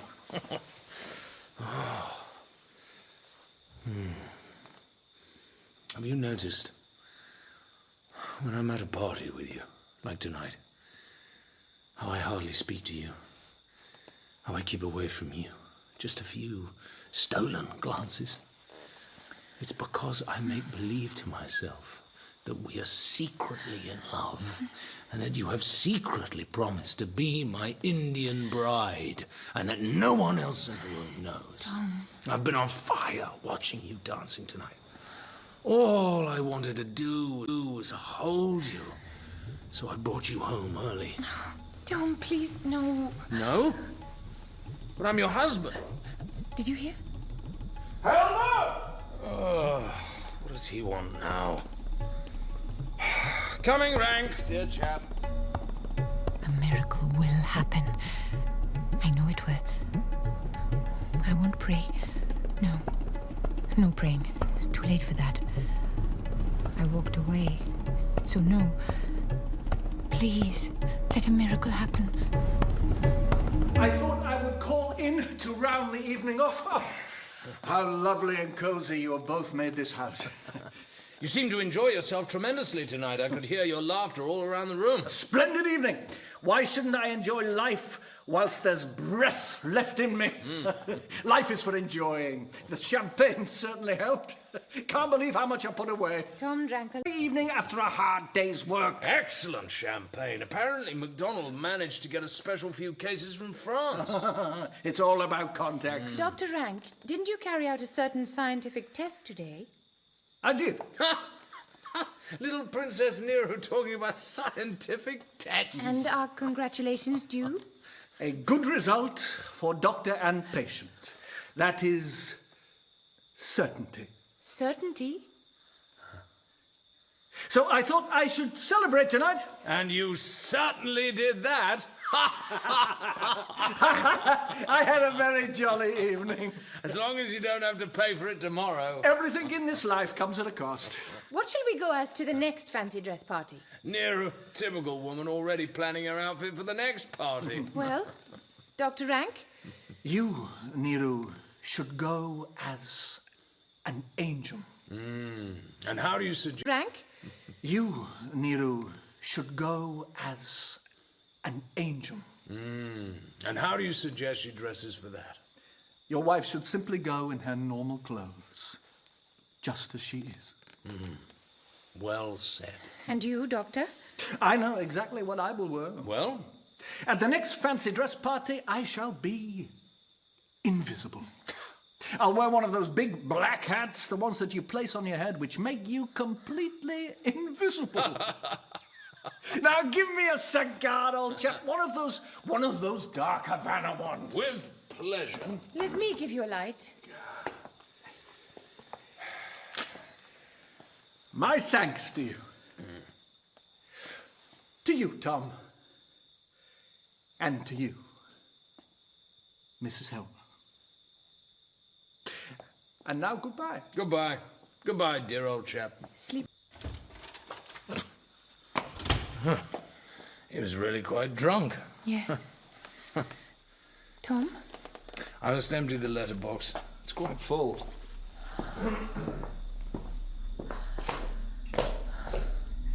Tom.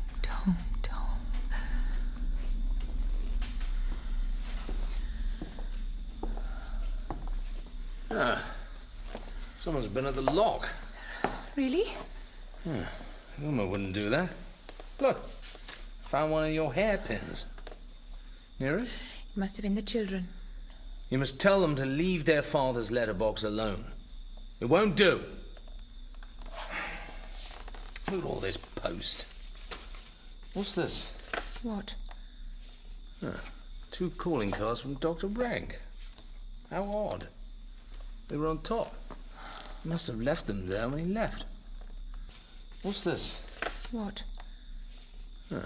2 calling cards from Dr. Rank. How odd. They were on top. He must have left them there when he left. Look at this. A black cross over his name. What a morbid thing to do. As if he were proclaiming his own death. That's exactly what he's done. What? He's announced his death. He told me that when he found out for sure, he would leave one of his cards with a cross above his name. And then he would lock himself up in his rooms and die. My poor friend. I knew he wasn't long for this world, but lock himself away like a wounded animal. I suppose when you have to go, it's best to leave without a fuss. But he's so much part of our lives. Maybe it's for the best. For him and his suffering. And for us. Now it's just the 2 of us. Oh, my darling. I can't hold you tight enough. I've often wished that some terrible calamity would happen to you, so that I could risk everything of mine to rescue you. Read your letters, Tom. No, I want to be with you tonight. Knowing all the time that your best friend is dying. You're right. We don't want that hanging over us death and decay. I'll look in on the children and then go to bed. Good night, my skylark. I'll just read through these and then go to bed. Night, my skylark. I'll just read through these and then go to bed.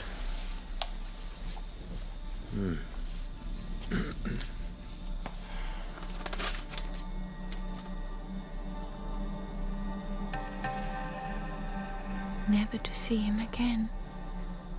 Never, never.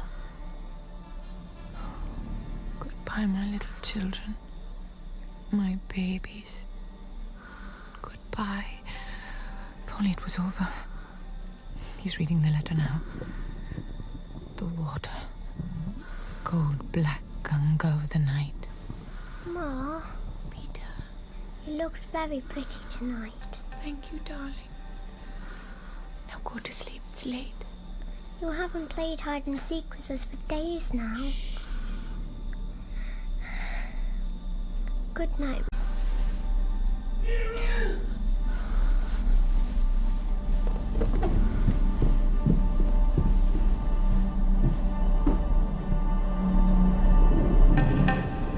Nero, what is the meaning of this letter? Let me pass. Where do you think you're going? Do you know what is in this letter from Das? Yes, I do. Now let me pass. Is it true what he writes? Tell me! It's true. I loved you more than anything in this world. Don't come out with stupid excuses! Tom! You mustn't try and save me. What have you done? You stupid, wretched woman! You mustn't take the blame. It's my fault. I will leave. Stop your theatrics! Stay here and explain yourself. What have you done? Do you understand how awful this is? It will be the ruin of me. I understand. 8 years, this woman. My precious wife, and she's a liar? Sordid and ugly. I should have known that something like this would happen. You have the same blood as your father, his irresponsible, fraudulent ways. I should have known better than to overlook his criminal activities. For you. I did it for you. And yet you're the same. Don't say a word. Be quiet. No religion, no morals. I thought that by converting you to Christianity you would change, but there's no changing the ways of the heathen. This is my reward. Yes, it is. And now you've ruined me, destroyed all my happiness and my future career. I'm in the clutches of a monstrous, unscrupulous, ill-bred Indian man. Oh, he can order me about, and I am helpless, all because of a stupid, thoughtless woman. When I have left this world, you will be free. Oh, that won't help me. Your father made speeches like that too. Oh, that Das has my reputation in his hands. He can tell anyone he likes, and even say that I was party to your arrangement, an accomplice to your forgery. Oh, I have you to thank for this catastrophe. Do you understand what you have done? Yes.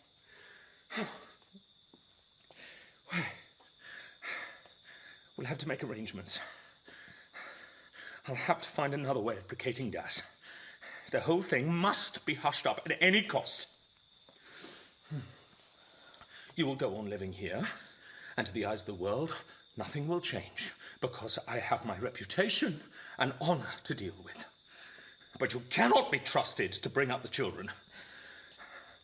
To have to say this to the woman I have loved so dearly, that I still loved so dearly, that I still...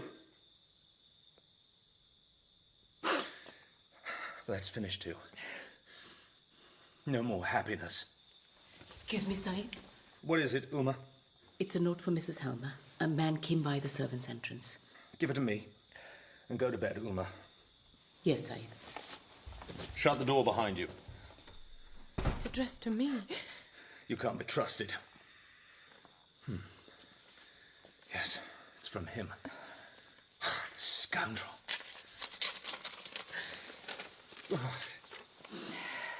I can hardly dare it.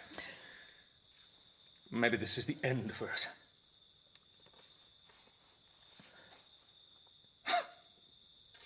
Niru.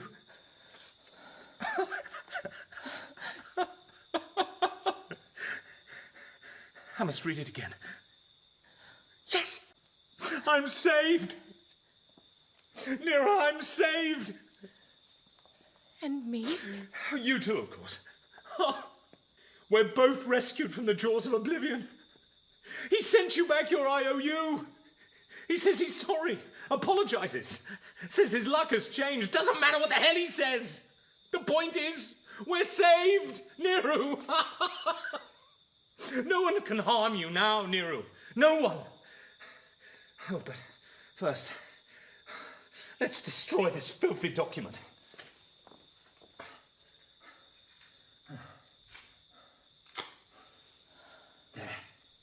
There. The nightmare has ended. It's finished. He said in his letter that you'd known since Christmas Eve. Oh, you must have had a hellish few days, Niru. I've struggled hard these 3 days. Oh, you must have been through a lot. He said in his letter that you'd known since Christmas Eve. Oh, you must have had a hellish few days, Niru. I've struggled hard these 3 days. Oh, you must have been through a lot. When the only way out must have seemed to... No. Let's forget about the whole sordid affair. We can celebrate and say it's over. It's all done with. Why do you look so stern, Niru? Oh, my poor little Niru. You can't quite believe your luck. That I've forgiven you. But I have, Niru. I forgive you completely. I know you did it because you love me. That is true. It's not your fault that you didn't know best how to judge these things. I don't love you less for behaving irresponsibly. I realize that the hard things I just said in the heat of the moment, when things were falling about our ears. I have forgiven you, Niru. I swear it. Thank you for your forgiveness. Where are you going? To take off this fancy dress. Yes. Yes, you do that. You do that. What a lovely home we have here, Niru. I will take good care of you, my pretty Indian princess.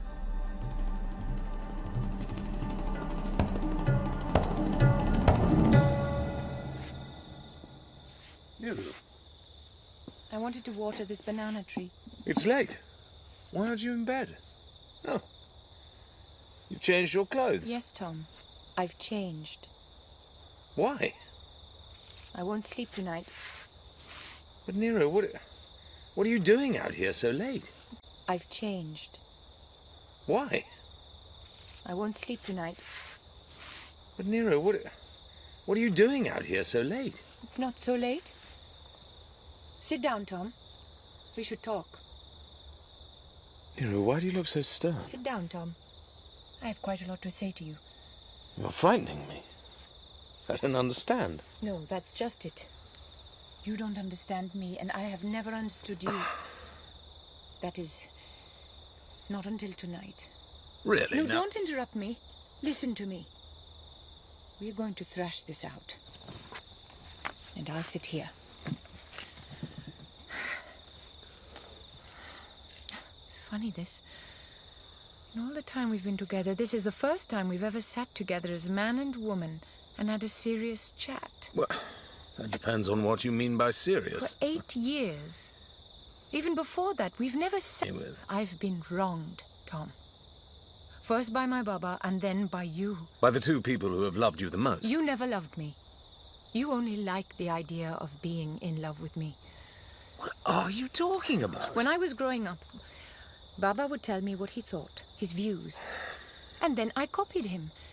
And if I felt differently, I kept my silence because he wouldn't approve. He used to call me his putul, his doll. And he played with me the way I used to play with my dolls. Then I came to live here, in your house. What sort of a way to talk of our marriage? I passed out of my Baba's charge into yours. You arranged everything according to your taste, and so I got the same tastes as you. Or at least I pretended to. When I look back on it, I feel like a clown, existing only for your entertainment. You wanted it like that. You wanted it like that. You have sinned against me. It is your fault that I have nothing to show for my life. That's a terrible, ungrateful thing to say. Aren't you happy here? No, Not happy. maybe merry. And you have been so kind to me, but our home is more of a playroom. I am your doll wife, just as I was my Baba's doll child before, and the children are my dolls. There's some truth, I suppose, in what you say. Exaggerated, I have to say. But from now on, it will be different. Playtime is over, and now comes the time for classes. Whose classes? Mine or the children's? Why, yours, Neru. And the children's. You are not the person to teach me to be a good wife. And I cannot teach the children. Didn't you just say that I wasn't to be trusted to bring up the children? Well, that was in the heat of anguish. The letter from Das, I was distraught. I think you were right. I'm not the woman for the job. I must educate myself, and I must do this on my own terms. You are not the man for the job, which is why I'm leaving you. What? If I am to learn anything, I must learn to stand on my own feet. That's why I'm leaving this house. Neru. I'm sure Krishna will give me a bed for the night. You're mad! I won't let you. I command you to stay. You can't command me to do anything. I'm taking my own personal belongings. I don't want anything of yours, either now or at a future date. This is ludicrous. Tomorrow I will go back to Darjeeling. My Baba's house is still there. I will find... Woman, what experience do you have? I will get experience. You will leave your home, your husband, and your children? Did you care what people will say? I don't care. You can't neglect your most sacred duty, your duty to me and the children. My most sacred duty is to myself. You are a wife and mother. That is your duty to God. Tom, when I married you, I converted. But as you say, underneath it, I have always been a heathen. But even before that, I only followed my father's religion. I don't really know if I do believe in God. I need to find that out too. This is incredible talk coming from a young woman. What about morals, then? Ah, morals. I'm a bit confused about that too. You see, we have different views on that. But about that too. You see, we have different views on that. But I can't understand how a woman doesn't have the right to care about her father on his deathbed or try to save a husband's life. You don't understand the society in which we are living. Maybe.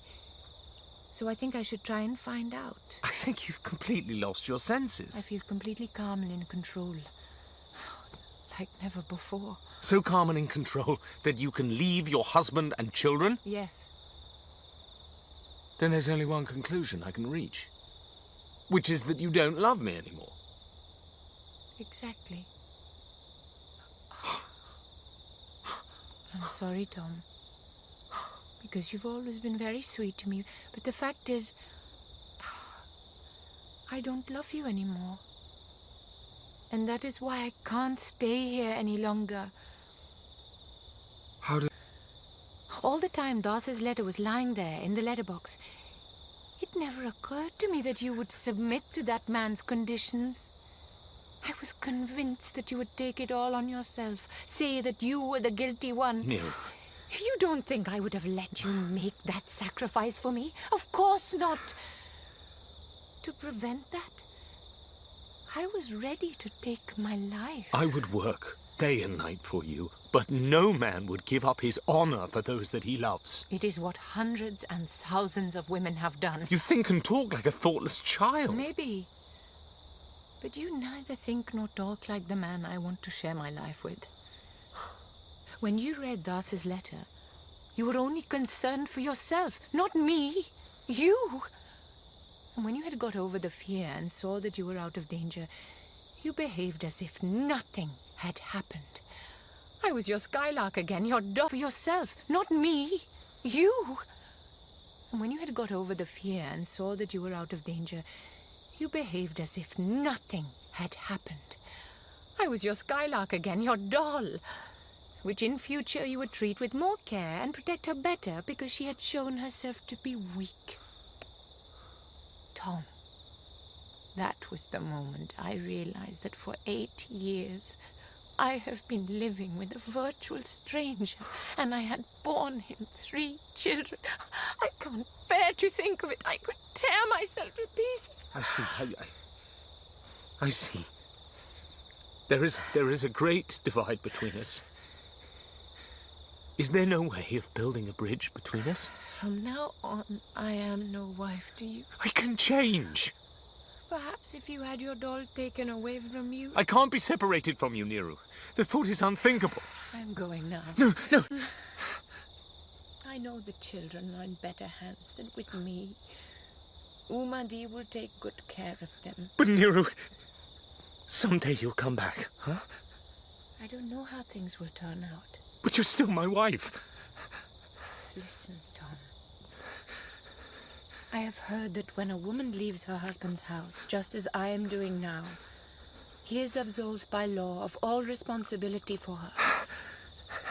In any case, I set you free. You are not bound to me as I am not bound to you. There must be freedom on both sides. Here is your ring back. Now give me mine. That too? Yes. So, that's the end of that. Here are the keys. Umadi knows where... So, that's the end of that. Here are the keys. Umadi knows where everything is in the house better than I do. Krishna will come in the morning after I've left to pick up the few things I brought from home. Is this the end? Niru? Will you never think of me again? I'm sure I will think of you and the children often. And this house. Can I at least write to you? No. But surely I can send No, you some... nothing. Well, what if you need help? Can I... I can I... said no. I don't accept things from strangers. Am I never to be anything more than a stranger to you? Only by a miracle of miracles. I believe in miracles. I do, Niru. You and I would have to change to the point where we could make a real marriage of our lives together. Where you accepted me for what I am, for who I am. And where you respected my beliefs and trusted my judgments. But I don't believe in miracles anymore. Goodbye, Tom.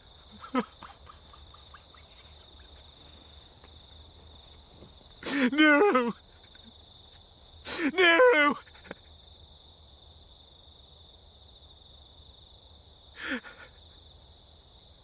Empty. She's gone.